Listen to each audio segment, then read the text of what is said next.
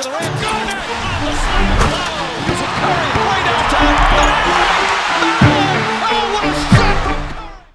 You know, you really gotta love NBA free agency because it hasn't even been 24 hours since I posted my free agency prediction videos. In that video, I was talking about the possibility that Chris Paul might go to the Rockets, and you wake up this morning, it gets to around 11 and 12 o'clock, and Chris Paul is opted into his contract with the Clippers to be traded to the Houston Rockets, where he's now created a duo with James Harden.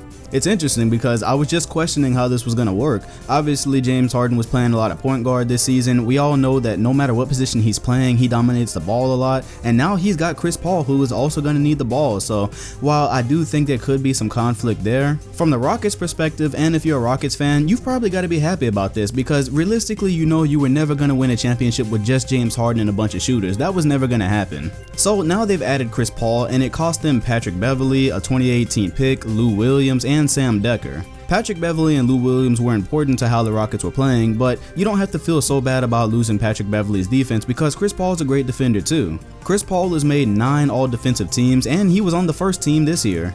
So if you're worried about losing Beverley's defense, I don't think you have to worry about that as much as you have to worry about the fact that Paul is going to be 32 years old by the time the next playoffs roll around, and a lot of the defensive responsibilities to guard a guy like Steph Curry are going to rely on him.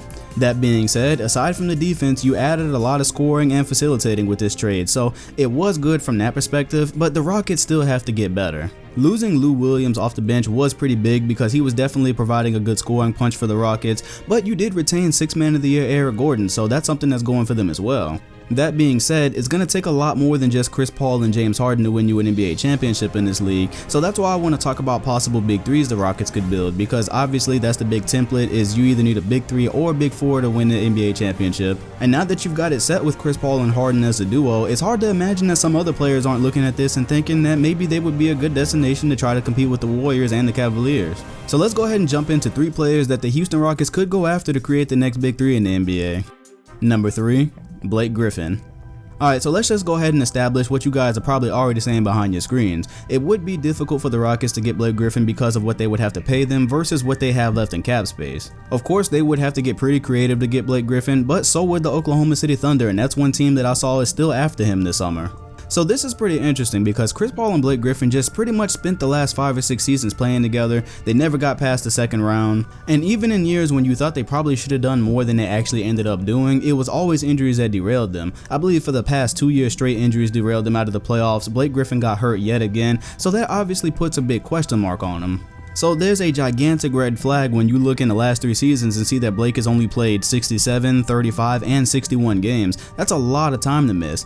But the NBA is all about taking chances, and what you have to weigh that against is the fact that the whole time him and Chris Paul were playing together, we always said they were one superstar player away, particularly at the small forward position or even the shooting guard position, to really be able to win an NBA championship. Yes, they had a good roster, they should have been in the Western Conference Finals the year they blew that 3-1 lead to the Rockets, but we always said there could be one star to come to the Clippers, and that would definitely put them over the top.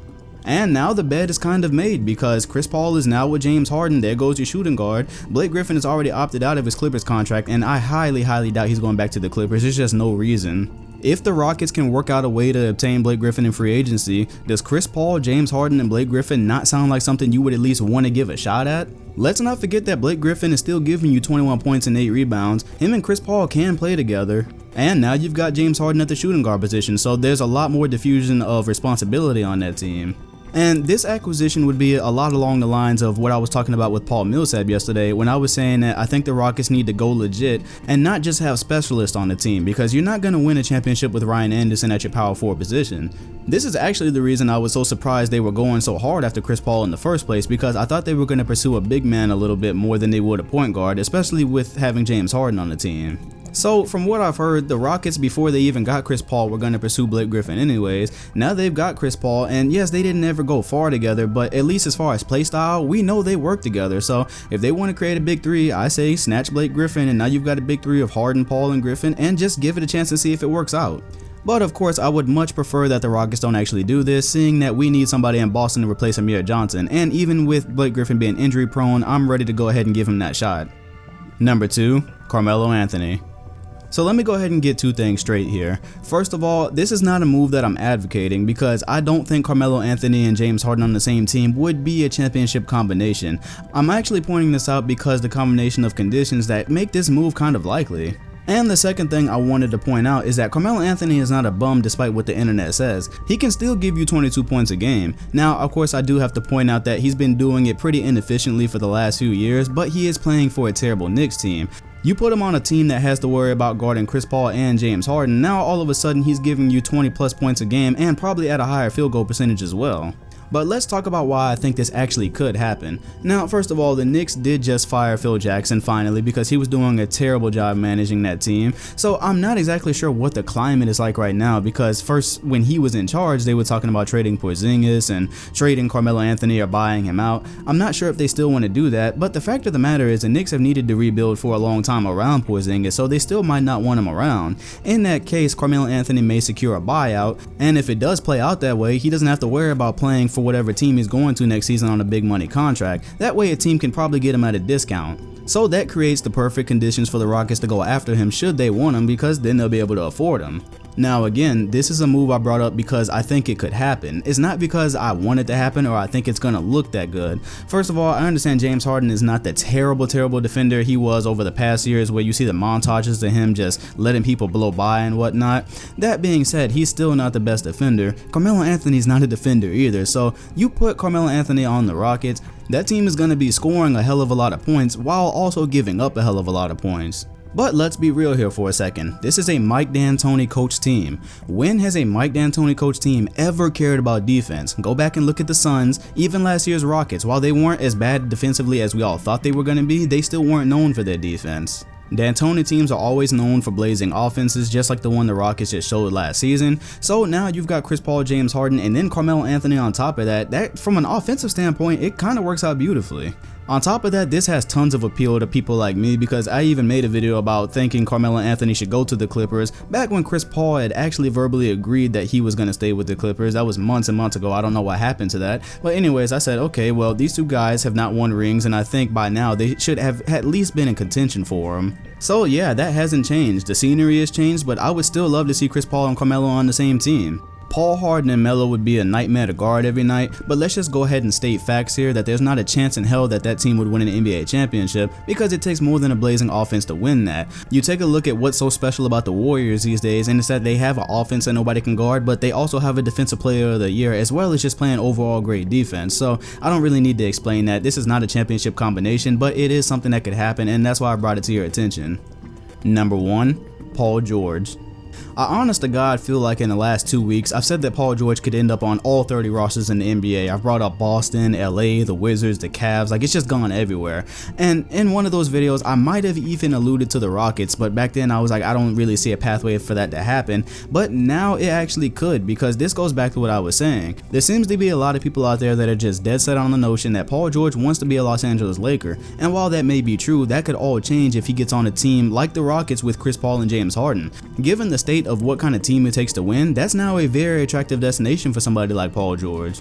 And on top of that, just like an hour after Chris Paul got traded, it was already confirmed that the Rockets are making a hard push at trying to acquire Paul George, so this could realistically happen. I think out of all three scenarios, Paul George definitely brings the most to the Rockets because he's the one player that's going to bolster their defense. If you bring in Melo, he's going to score for days, but him and Harden are going to be giving up all kinds of points. You bring in Paul George and you bring in scoring and you bring in defense, so there's a lot on the table right there. Of course, the common issue is pretty much the issue that I have with any scenario in which they bring in another scoring player is how is it all going to fit? Because we already have a question of just how is Chris Paul and James Harden going to fit? Remember, we have not seen James Harden play on a team where the ball wasn't always in his hand since he was a sixth man on the Oklahoma City Thunder. From the moment he joined the Rockets, he was given the keys to the offense. As a matter of fact, his first game with them was like 37 points and 12 assists or something like that. So even in the event that they don't create a big three, let's say they don't get Melo, they don't get George, and they just put James Harden and Chris Paul out there, the question is going to be, how is James Harden going to react to not always having the ball in his hands? Because for this to work, even if it was just him and Chris Paul, he's going to have to sacrifice the ball some. And you've got to recognize it doesn't necessarily matter what position James Harden is playing, he's always really used the ball. So even when he was primarily using the two, everything was going through him. So let's say this does work out and Paul George does become a member of the Houston Rockets. So of course it's going to be a nightmare to deal with Chris Paul and George on the same team because they're both two-way players and they're great at it, especially Paul George. Now you've got the question, how does it work? Because these are three guys who are used to being primarily ball handlers on their own teams. I think Paul George could handle that role a little bit better than James Harden could, but we're just going to have to wait and see if it happens. Even with all those questions, you never say no to Chris Paul, James Harden, and Paul George on the same team. They're all top 5 at their position. So worst case scenario, you team these guys up and just try to work it out throughout the season, and we really may see this happen. Do not be surprised if it does. So that's what I got for you guys today. Those are 3 scenarios I believe could create the new Big 3 in Houston. I hope for the sake of the NBA's parity it does happen, because I would love to see the Warriors have multiple tests in the same conference. Of course there's the Spurs, and now that they've officially lost out on the Chris Paul sweepstakes, I think you may see Kyle Lowry go there, because I think that's their next best option given that you don't know if Derrick Rose can actually finish a full season. But I think it would just be awesome if the Rockets have a Big 3. Now you've got them, the Spurs, and the Warriors all in the same conference, and that playoffs would be 1,000 times better next season, assuming that everybody can stay healthy. Hopefully I didn't just jinx it 12 months out. Anyways, I hope you guys enjoyed the video. Let me know what move you think the Rockets are going to make, or if they're going to make a move at all. Is it just going to be CP3 and Harden next season? Leave your comment in the comment section below, like and subscribe if you enjoyed, hit the bell next to my name if you want notifications on my videos. I'm Dom2K and I'll see you guys on the next one. Thanks for watching.